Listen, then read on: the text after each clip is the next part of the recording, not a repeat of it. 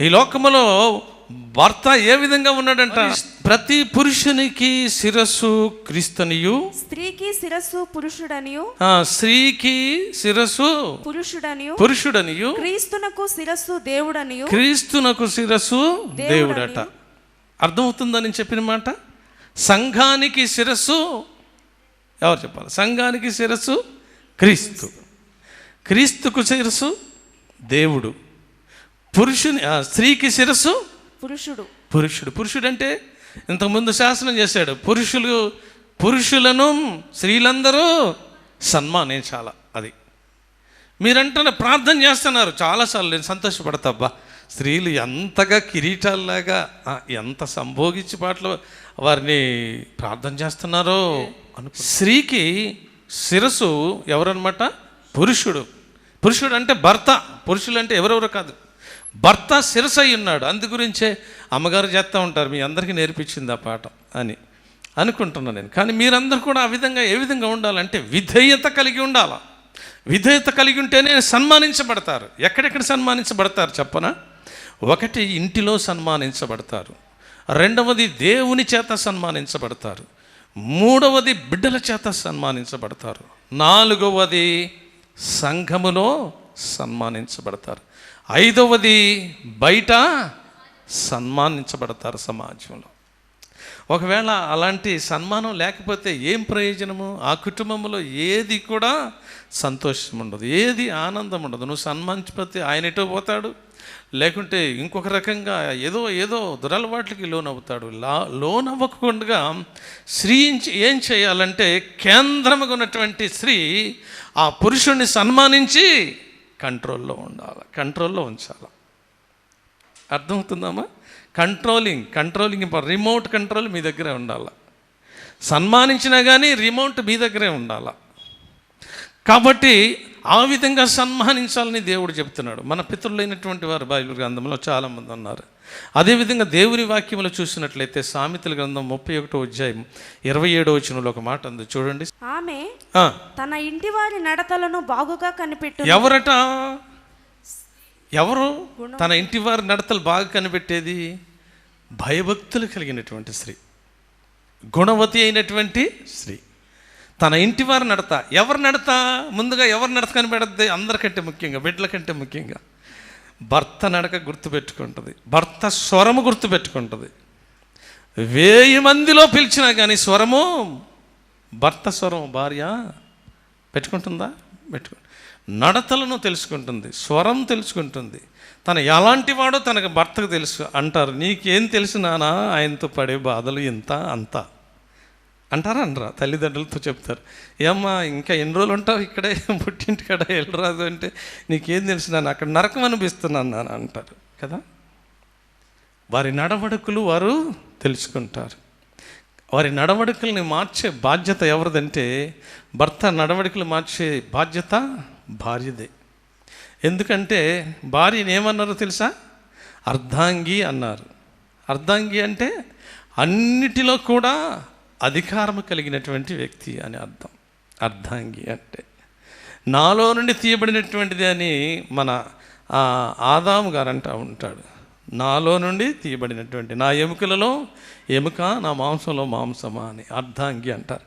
కాబట్టి అన్నిటిలో కూడా నడతలను తెలుసుకునేటటువంటి వ్యక్తిగా ఉంటుందన్నమాట. చదువుకుందాం. ఆమె తన ఇంటి వారి నడతలు. ఇంటిలో ఎవరెవరు ఉంటారు? అత్తమామలు ఉండొచ్చు, ఒకవేళ భర్త, పిల్లలు, ఇంకా ఎవరైనా బంధువులు, వారు ఎవరు వచ్చినా కానీ వారి నడతలను తెలుసుకోగలుగుతుంది. ఎవరు? గుణవతినటువంటి స్త్రీ. ఎవరు? దేవుని యందు భయభక్తులు కలిగినటువంటి స్త్రీ. ఎవరు? భర్తకి లోబడేటటువంటి స్త్రీ. ఎవరు? మా దేవునికి లోబడేటటువంటి స్త్రీ. లక్షణాలన్నీ తెలుసుకోగలుగుతుంది. వారి లక్షణాలు ఏ విధంగా ఉన్నాయి, వారు ఎలాంటి వారు, వాళ్ళు మంచివారా చెడ్డవారా? చెడ్డవారైతే వారిని మంచివారినిగా మార్చడానికి ప్రయత్నం చేస్తుంది. మంచివారైతే ఇంకా మంచివారిగా మెచ్చుకునేటట్టుగా చేసేటట్టుగా తన పనులను చేస్తూ ఉంటుంది. చదువుకుందాం ఆ మాటలను. తన ఇంటి వారి నడతలన్నిటినీ బాగుగా పని చేయకుండా ఆమె భోజనము చేయదు. పని చేయకుండా ఏం చేయదంట? భోజనమే చేయదంట. అబ్బో, ఈరోజు పని చేస్తేనే భోజనం, లేకుంటే లేదు. దేవునికి మహిమ కలుగును గాక. ఇవన్నీ కూడా స్త్రీకి ఉన్నటువంటి లక్షణములు. భర్తకు లోబడి ఉండాలా. అనాది కాలంలో చూసినట్లయితే మన పితరులు ఆశీర్వదించబడ్డారు, దీవించబడ్డారు, మేలులు పొందుకున్నారు, ఉపకారాలు పొందుకున్నారు. అంటే గల కారణం ఏంటంటే భార్యలు వారికి లోబడితేనా, లోబడకుండా ఉంటేనా? లోబడకపోయినట్టయితే ఆశీర్వాదాలు వచ్చేవి కాదు. నా అనుభవంగా నేను బైబిల్ ధ్యానం చేసిన ధ్యానంలో చూసినట్లయితే దేవుని వాక్యంలో చూడండి, 1 పేతురు పత్రిక 3వ అధ్యాయము 4, 5, 6 వచనాలు చదువుకుందాం. సాధువైనట్టు మృదువైనట్టునైనా గుణమును అక్షయాంకారము గల మీ హృదయపు అంతరంగ స్వభావము మీకు అలంకారముగా ఉండవాలి. ఎవరికి అలంకారంగా ఉండాలా? స్త్రీకి అలంకారంగా ఉండాలి. సాధువైనట్టుగా ఉండాలా, మృదువైనట్టుగా ఉండాలా, గుణమును అక్షయ అలంకారం కావాలి. వీరు మాత్రమే ఆ విధంగా కనిపెట్టగలుగుతారు. ఎవరిని కనిపెట్టగలుగుతారు? తన ఇంటి వారందరినీ కనిపెట్టగలుగుతారు. తన యజమాని కనిపెట్టగలుగుతారు, తన ఇంటి వారిని కనిపెట్టగలుగుతారు, తన బిడ్డలను కనిపెట్టబడతారు, తన అత్తమామలను కనిపెట్టగలుగుతారు. ఎవరైనా వచ్చినా కానీ వారిని కనిపెట్టగలుగుతారు. ఎవరు వీరు? సాధువైనట్టు, మృదువైనట్టు, గుణమును అక్షయ అలంకారం ధరించుకున్నటువంటి వారు. వారు ఏ విధంగా ఉంటారంటే చదువుకుందాం అన్నమాట. అది దేవుని దృష్టికి ఎలాంటిదంట? మిగుల విలువ కలిగినటువంటిది. అటువలే పూర్వము దేవుని ఆశ్రయించిన పరిశుద్ధ స్త్రీలను, పూర్వము దేవునిని ఆశ్రయించిన పరిశుద్ధ స్త్రీలు. ఎప్పుడు? ఎవరంట? మన తాతలు ముత్తాతలు అబ్రహాము దేవుడు, ఇస్సాకు దేవుడు, యాకోబు దేవుడు. పూర్వము బైబిల్ గ్రంథంలో ఉన్నటువంటి వారు ఎలాంటి వారంటే వాళ్ళు దేవుని ఆశ్రయించిన పరిశుద్ధ స్త్రీలు. దేవునికి మహిమ కలుగును గాక. హల్లెలూయా. ఆ లక్షణములు కలిగి ఉండాలంటే పరిశుద్ధమైనటువంటి స్త్రీలుగా ఉండాలి, పరిశుద్ధులుగా ఉండాలా, నిర్దోషులుగా ఉండాలా, నిందారహితులుగా ఉండాలి, పేరు తెచ్చుకునే వారిగా ఉండాలా. ఒక గృహానికి పేరుకు తీసుకురావాలన్నా స్త్రీనే, ఒక గృహాన్ని చెడగొట్టాలన్నా స్త్రీనే, ఆ కుటుంబాన్ని పాడు చేసుకోవాలన్నా స్త్రీ మీద ఆధారపడి ఉంటుంది. అందుగురించే దేవుడు ఈ దినాన్ని హెచ్చరిక చేసేది ఏంటంటే, మీ కుటుంబాలని మీరు పాడు చేసుకోవద్దు, మీ కుటుంబాలను మీరు పడగొట్టుకోవద్దు, మీ కుటుంబాలను మీరు నాశనం చేసుకోవద్దు. మీ కుటుంబాన్ని మీరు కట్టుకోవాలంటే మీరు అక్షయమైనటువంటి అలంకారాలను ధరించుకోవాలి. సాధువైన మృదువైన గుణాన్ని మీరు ధరించుకొని మీరు దేవుని యందు భయభక్తులు కలిగి ఇంటి వారి నడతలను కనిపెట్టేవారిగా ఉండాలని దేవాది దేవుడు హెచ్చరిక చేస్తున్నాడు. అలాంటి వారు తన కుటుంబాన్ని ఎక్కడ కట్టుకుంటారంట? బండ మీద కట్టుకుంటారట. దేవునికి మహిమ కలుగును గాక. హల్లెలూయా. అందుగురించి అంటాడు మత్తయి సువార్తలో 7వ అధ్యాయం 24వ వచనంలో ఏమంటాడంటే, ఈ నా మాటలు విని దాను చప్పున చేయువాడు బండ మీద తన గృహమును కట్టుకుని పోలిన ఉన్నవాని పోలి ఉన్నది అంటుంది. చదువమ్మా. ఈ నా మాటలు విని వాడి చొప్పున చేయి ప్రతివాడును బండ మీద తన ఇల్లు కట్టుకొని బుద్ధిమంతుని పోలి ఉన్నది. బండ మీద మీ కట్టుకోవాలా, మీ గృహాన్ని కట్టుకోవాలంటే ఏమేమి ఉండాలా?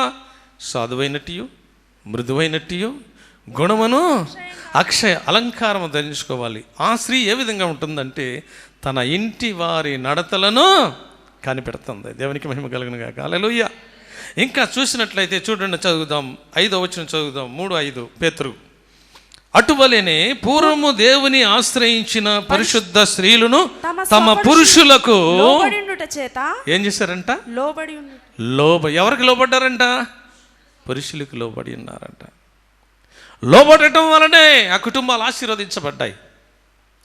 లోబడటం వలనే మేలులు పొందుకున్నారు, లోబడటం వలనే ఆశీర్వాదాలు పొందుకున్నారు, లోబడటం వలనే దీవెనలు పొందుకున్నారు. అద్భుత కార్యాలు, ఆశ్చర్య కార్యాలు, గొప్ప కార్యాలు ఎన్నెన్నో దేవుడు వారి కుటుంబాల్లో చేసినట్లుగా చూస్తున్నాం. కారణం ఏంటంటే వీరు ఎవరనగా ఆ అలంకారాలను ధరించుకొని పరిశుద్ధంగా ఉన్నటువంటి స్త్రీలు మన ముందు ఉన్నటువంటి వారు అంటున్నారు.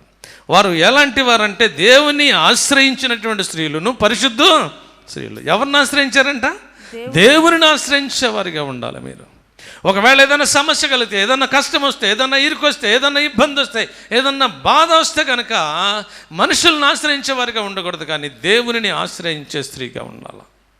ఒక పట్టుదల కలిగిన స్త్రీగా ఉండాలా, ఒక నడుము కట్టుకునే స్త్రీగా ఉండాలా. అప్పుడే తన కుటుంబం బాగుపడుతుంది, తన కుటుంబాన్ని దేవుడు ఉన్నతమైన స్థానంలోనికి తీసుకుని వెళ్తాడు. ఎవరు అనగా మీరు పురుషులకు మీరు లోబడాల. అందు గురించి ఇక్కడ అంటున్నారు ఈ స్త్రీలు ఎలాంటి వారంట, లోబడి ఎలాంటి వారంట, ముందు ఎలాంటి వారంటే దేవునిని ఆశ్రయించిన స్త్రీలను, పరిశుద్ధ స్త్రీలను. అలాంటి వారు ఎవరికి లోబడతారు? పురుషులకు లోబడతారు.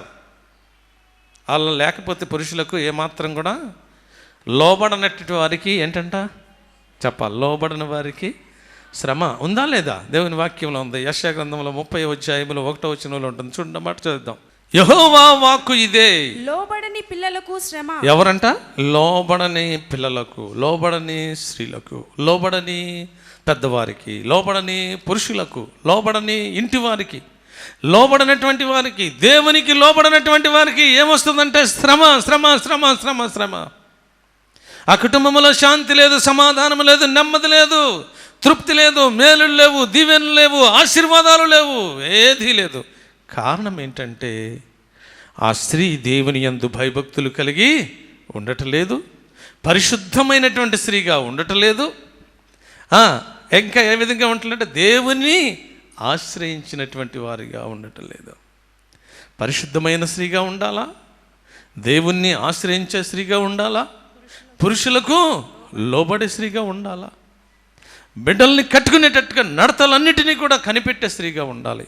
అప్పుడు అందు గురించి అంటాడు, జ్ఞానవంతురాలు తన ఇల్లును కట్టుకుంటుందంట, జ్ఞానహీనురాలు తన ఇల్లును ఏం చేస్తుందంట, ఓడ పెరుక్కుని ఉంటుందని దేవుని వాక్యంలో సామెత. చూసారా ఎన్ని అలంకారాలు ఉన్నాయి? సాధువైనట్టియు, మృదువైనట్టియు, గుణవతి గుణమను, అక్షయ అలంకారము. రెండవది పరిశుద్ధమైన స్త్రీలను, దేవుని యందు దేవునిని ఆశ్రయించినటువంటి స్త్రీలను.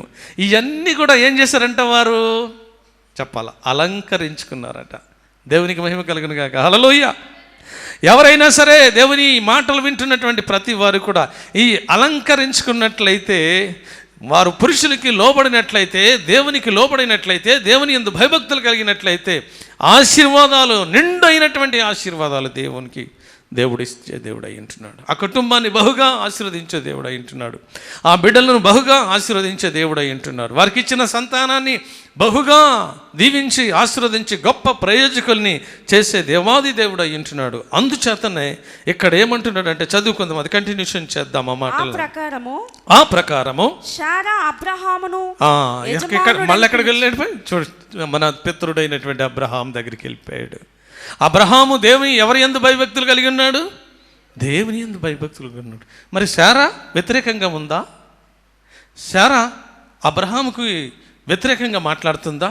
లోబడకుండా ఉందా? మాట వినకుండా ఉందా? తన ఇంటి వారి నడతలు కనిపెట్టకుండా ఉందా? తన ఇంటి వారి నడతలన్నీ కనిపెట్టేగా పని వ్యక్తిగా ఉంది.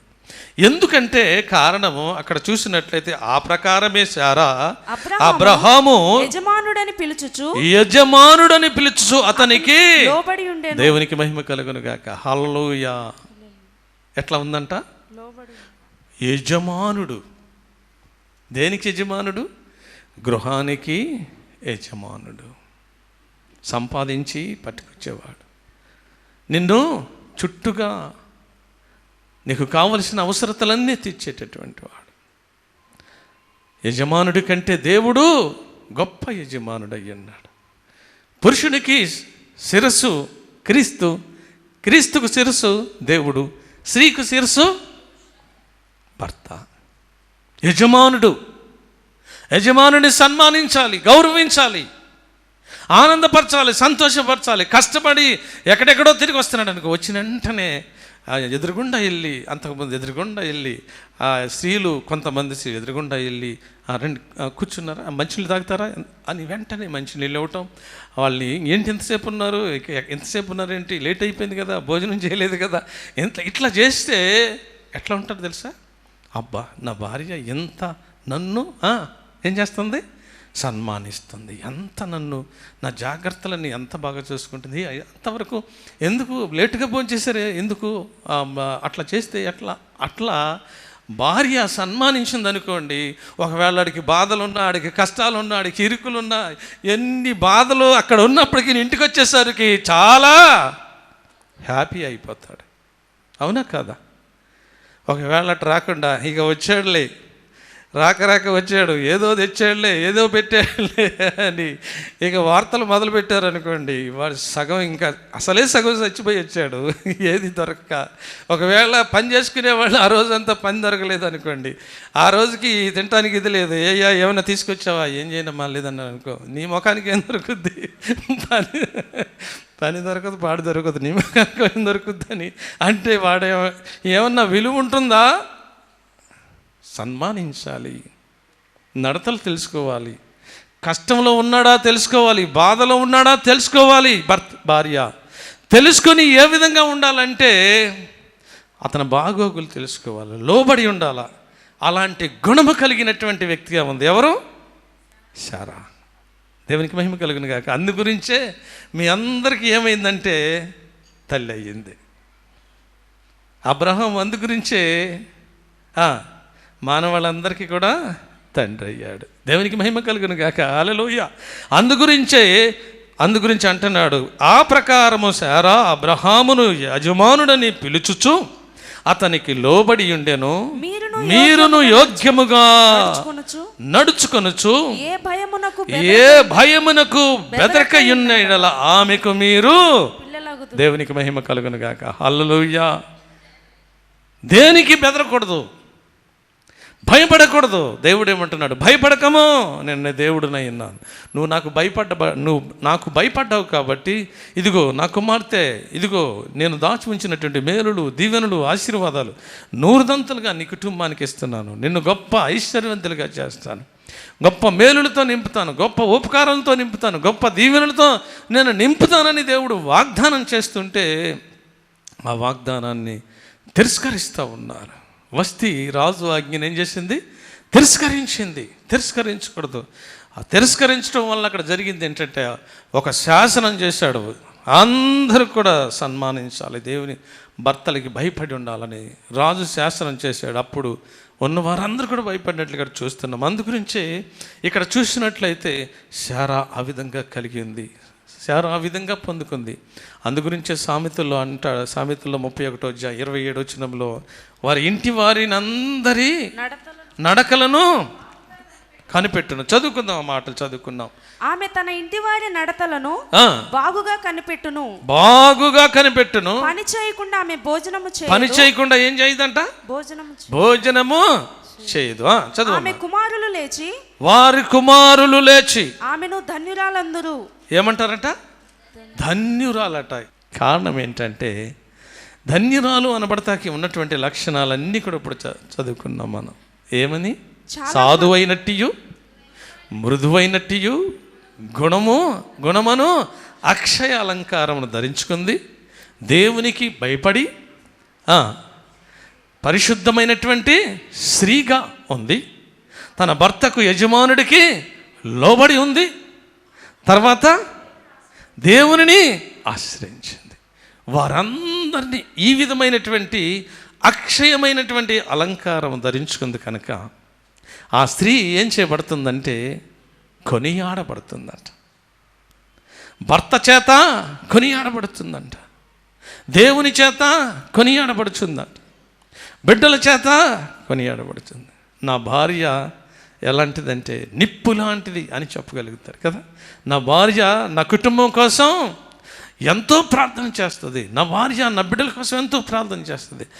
నేను యజమానుని అయి ఉన్నాను, నా పని కోసం నేను ఎక్కడికో వెళ్ళొస్తే నా యోగక్షేమం కోసము ప్రార్థన చేస్తుంది, నా ఆరోగ్యం కోసం ప్రార్థన చేస్తుంది, నా క్షేమం కోసం ప్రార్థన చేస్తుంది. నా భార్య లాంటి భార్య ఈ ప్రపంచంలోనే లేదు అని పురుషుడు సన్మానించేవాడిగా ఉంటాడు. అవునా కాదా? మీరు ఎక్కడైనా వెరిఫికేషన్ చేయండి, ఎక్కడైనా ఇంటర్వ్యూలు చేయండి, మీరు ఎంతమంది ఆ విధంగా ఉన్నారు? మీరు దేవుని భయం కలిగి ఉన్నారా? సాటియు మృదువైనటియు అక్షయ అలంకారాలు మీరు ధరించుకున్నారా? గుణం అనేది మీకు ఉందా? లోబడే స్వభావం ఉందా? మన పితరులను చూపిస్తున్నాడు దేవుడు. అబ్రహామును చూపించాడు. అబ్రహాము భార్య శారా. ఆ శారా ఎవరికి లోబడిందంటే, ఎవరికి లోబడింది? యజమానుడని తనకు లోబడింది. అంత మాత్రమే కాకుండా దేవునికి లోబడినటువంటి వారు. వారు ఇరువురు కూడా లోబడి దేవుడిచ్చే దీవెనలు, ఆశీర్వాదాలు, మేలులు, ఉపకారాలు ఎన్నెన్నో ఎన్నెన్నో ఎన్నెన్నో పొందుకున్నారు. ఎన్ని పొందుకున్నారంటే ఆకాశ నక్షత్రములంతా, ఇసుకరేణులంతా ఉపకారాలు, దీవెనలు, ఆశీర్వాదాలు పొందుకొని, గొప్ప మేలులు పొందుకొని, గొప్ప ఉపకారాలు పొందుకొని, దీవించబడి ఆశీర్వదించబడినట్లుగా మనం చూస్తూ ఉన్నాం. ప్రియులరా, మనము కూడా ఆ విధంగా ఉండి మనల్ని సన్మానించేటట్టుగా మన కుటుంబాలని బాగు చేసుకుని, మన జీవితాలను బాగు చేసుకుని, దేవుడిచ్చే దీవెనలు, ఆశీర్వాదాలు, మేలులు నూరుదంతులుగా, వేదంతులుగా పొందుకోవడానికి దేవుడు తన కృపను నిండుగా మెండుగా అనుగ్రహింపచేసి దీవించి ఆశీర్వదించునుగాక. ఆమేన్. పరిశుద్ధుడైన తండ్రి, జీవము కలిగినటువంటి మా యేసయ్య, కోట్ల కొలది వందనాలు, స్తుతులు, స్తోత్రాలు చెల్లించుకుంటున్నాం. ఈ దినము ప్రత్యేకమైనటువంటి మాటలతో దేవుని యందు భయభక్తులు కలిగి ఉండేటటువంటి స్త్రీలు, దేవుని మాట వినేటటువంటి స్త్రీలు ప్రభువా, మృదువైనట్టు నాయన ఆయానికి స్తోత్రములు, అక్షయ అలంకారమును, గుణమును ధరించుకొని నాయన దేవునిని ఆశ్రయించినటువంటి స్త్రీలు, దేవుని యందు భయభక్తులు కలిగినటువంటి స్త్రీలు ప్రభువా, మీ మాట విని మీ చిత్తానుసారంగా నడుచుకునేటటువంటి వారు, తన ఇంటి వారి నడతలు కనిపెట్టేవారిగా ఉంటారని, తన కుటుంబాన్ని బాగు చేసుకుంటారని, తన కుటుంబాన్ని దీవెనకరంగా, ఆశీర్వాదకరంగా మార్చుకుంటారని, దేవుని యందు భయభక్తులు కలిగి అన్ని విషయములలో కూడా నాయన తన యజమానిని సంతోషపరిచేవారిగా ఉంటారని నాతో, మా అందరితో మాట్లాడిన దేవాది దేవుడు అయ్యా, నీ కుమార్తెలతో మాట్లాడుతున్న దేవుడు. నీ కుమార్తెలు ఇంకా ఎవరైనా తన కుటుంబాల్లో శాంతి లేక, సమాధానము లేక, నెమ్మది లేక నాయన అయానికి స్తోత్రములు, శ్రమలు అనిపించేవారు, ఇరుకులు, ఇబ్బందులు, బాధలు అనిపించేవారు నాయన, భర్తలు దులవాట్లు కలిగినటువంటి వారు నాయన, అనేకమైనటువంటి లక్షణాలు కలిగినటువంటి వారు ఎంతోమంది ఉన్నారు ప్రభు. వారందరినీ మార్చి నాయన నీ బిడ్డలుగా చేసుకుని ప్రభు, బిడ్డలు ఇరువురు కూడా నాయన ఐక్యతతో, సమాధానంతో ప్రభు ఒక కుటుంబాన్ని కట్టుకొని, వారి బిడ్డల్ని భవిష్యత్తుని కట్టుకొని, వారి జీవితాల్ని బాగు చేసుకొని నాయన నువ్వు దాచి ఉంచిన దీవెనలు, ఆశీర్వాదాలు, మేలులు పొందుకునేవారిగా సహాయం చేయండి నాయన. మా పితరుడైనటువంటి అబ్రహాముకు నాయన ఇచ్చినటువంటి భార్య శారా అన్ని విషయములలో లోబడి నాయన విధేయత కలిగి నాయన నీకు స్తోత్రములు నాయన, అయా యజమానుడని నమ్మి అన్ని విషయములను కూడా లోబడి ఉన్నట్లుగా మాకు చూపించిన దేవాది దేవుడు, అట్టి కృపలో నీ కుమార్తెలందరినీ నాయన, ప్రతి కుటుంబాన్ని, ప్రతి కుమారుని, ప్రతి కుమార్తెని దేవునికి లోబడి, దేవుని యందు భయభక్తులు కలిగి మీరు దాచి ఉంచిన దీవెనలు, ఆశీర్వాదాలు నూరుదంతులుగా, వేదంతులుగా పొందుకునే విధంగా కృప వెంబడి కృప కొమ్మరించి మహిమ పొందమని సమస్త ఘనత మహిమలు మీకే ఆరోపిస్తూ యేసయ్య పరిశుద్ధ నామములో ప్రార్థించి వేడుకుంటున్నాను పరమ తండ్రి. ఆమేన్. రండి, మీ దుఃఖ దినములు సమాప్తములగును. ఇదే మీ అందరికీ మా ఆహ్వానం. మా అడ్రస్ సియోను ప్రార్థనా మందిరము, ప్లాట్ నెంబర్ 46, ప్రేమనగర్, మియా బిస్పేట్, మియాపూర్, హైదరాబాద్ 5,49,000. మీ ప్రార్థన అవసరతల కొరకై సంప్రదించవలసిన ఫోన్ నెంబర్లు. మా వెబ్సైట్ www.sionupraytower.com. మరలా ఇదే సమయంలో అందరం కలుసుకుందాము. దేవుడు మీ కుటుంబాలని, మిమ్మల్ని దీవించి ఆశీర్వదించునుగాక. ఆమేన్.